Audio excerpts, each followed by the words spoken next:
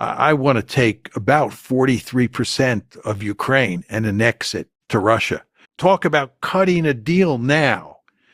You may be able to head that kind of aggression off at the pass. Look at the interest of one, Russia. Look at the interest of the other, Ukraine. Their interests are pretty simple. The human side of it. If the United States is involved, the answer is definitely no. This is a really interesting conversation to take a look at. John Mearsheimer breaks down, pretty much everything that is going on in the course of these negotiations, the pieces that Russia has, the pieces that Ukraine has, how America fits into it, if we're actually helping, if we're hurting. You really see how naive Lex Fridman is in a lot of ways, where he has these questions where he's like, what if we look at the human side? Like, what if we understand the human side of it? And then if we look at it from that angle, then do we get to a better solution from just the human perspective? And it's like, I understand that's like his thing, but the human angle of it is getting to the most realistic possible solution so far. So let me know what you guys think about this conversation. I'm curious to know your thoughts in the comments about all of it below. And don't forget to subscribe. How do you hope the war in Ukraine ends? I'm sad to say I don't have a good answer to that. I don't think there's any real prospect of a meaningful peace agreement. I think it's almost impossible. I think the best you can hope for at this point is it's some point the shooting stops, you have a ceasefire, and then you have a frozen conflict. And that frozen conflict will not be highly stable. And the Ukrainians in the West will do everything they can to weaken Russia's position. And the Russians will go to great lengths to not only damage that dysfunctional rump state that Ukraine becomes, but the Russians will go to great lengths to sow dissension within the alliance. And that includes in terms of transatlantic relations.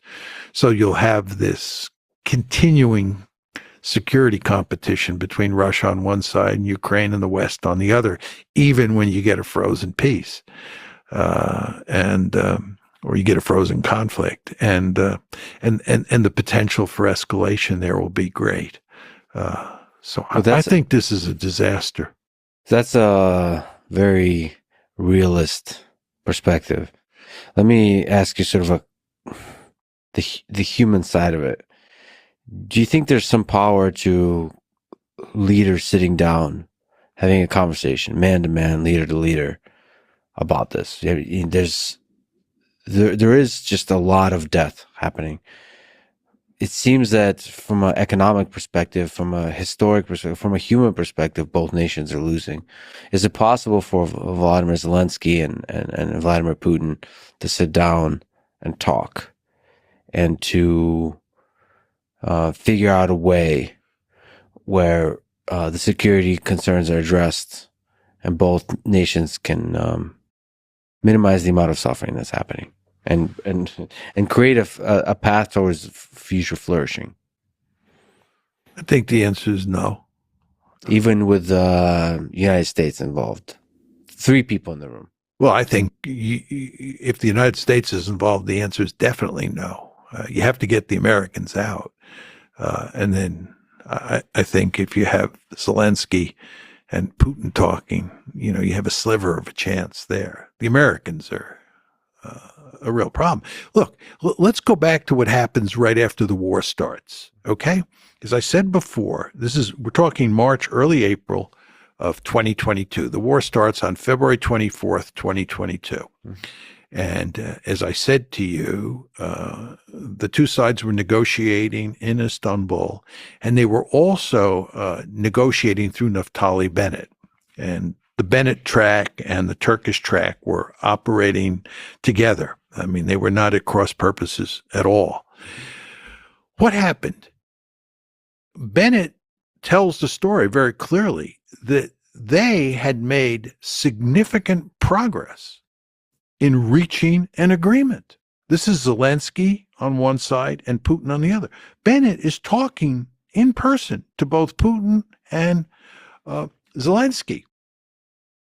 And what happens to produce failure?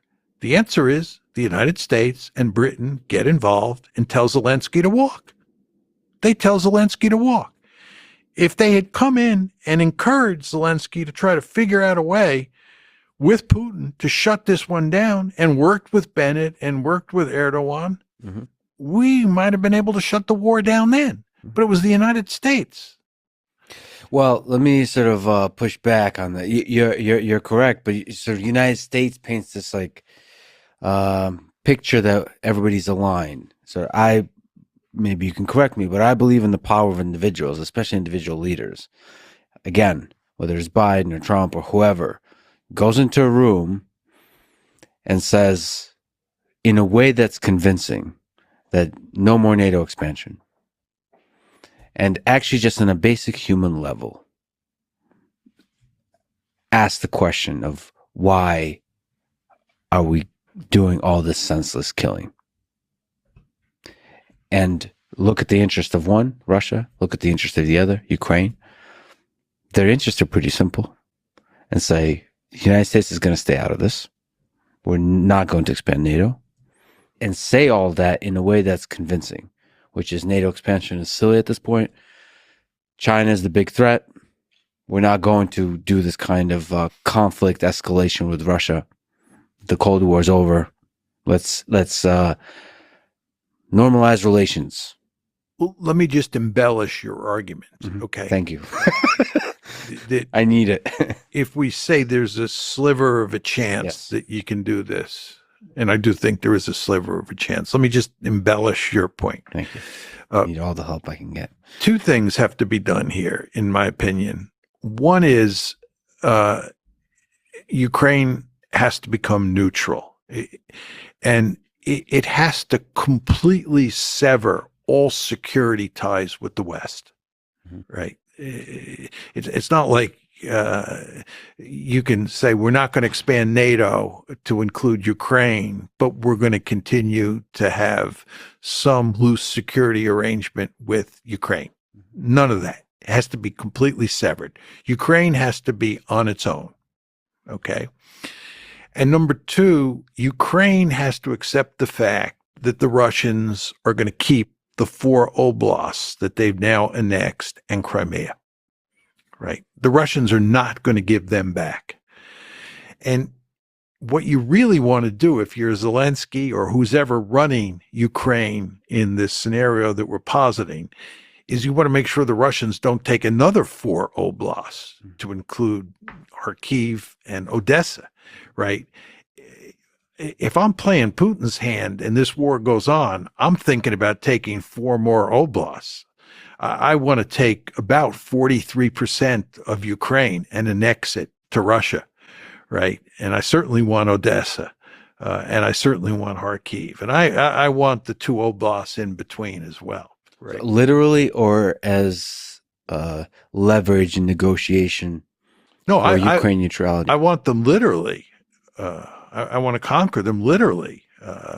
But my point to you is if we can begin to talk about cutting a deal now, you may be able to head that kind of aggression off at the pass. Yeah. In other words, you may be able to limit Putin and Russia to annexing the 4 oblasts that they've now annexed plus Crimea.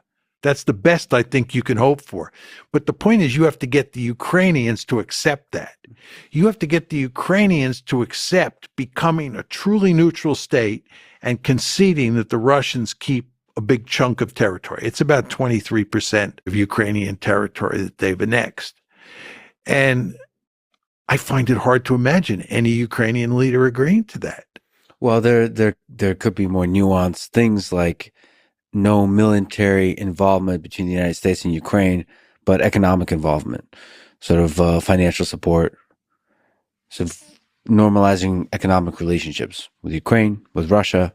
I think you could probably get away with that. I think that the tricky question there that you would have to answer is what about EU expansion, right? And I think EU expansion is probably a no-no for the Russians because most people don't recognize this, but there is a military dimension built into EU expansion. It's not purely an economic alliance or relationship or institution, whatever word you want to use. There's a military dimension to that. And in the run-up to the war, actually in the run-up to the 2014 crisis when it first broke out, the Russians made it clear they saw EU expansion as a stalking horse for NATO expansion. So EU expansion is tricky. But I think your point of close economic relations between, or healthy economic relations, to use a better term, between Ukraine and the West is possible. I think the Russians have a vested interest in, if it's a neutral Ukraine, they have a vested interest in that Ukraine flourishing. But that then brings us back to the territorial issue, right?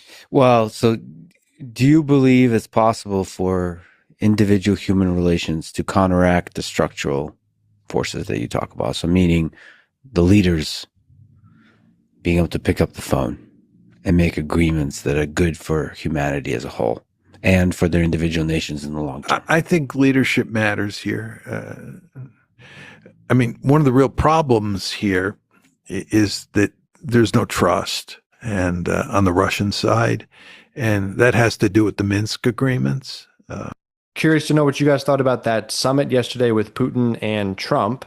Do you think it was a success? Do you think it was a failure? Do you think the United States is even helping the situation in a positive way at this point? Curious to know what you guys think about all that in the comments. Let me know, and I will see you guys in the next one.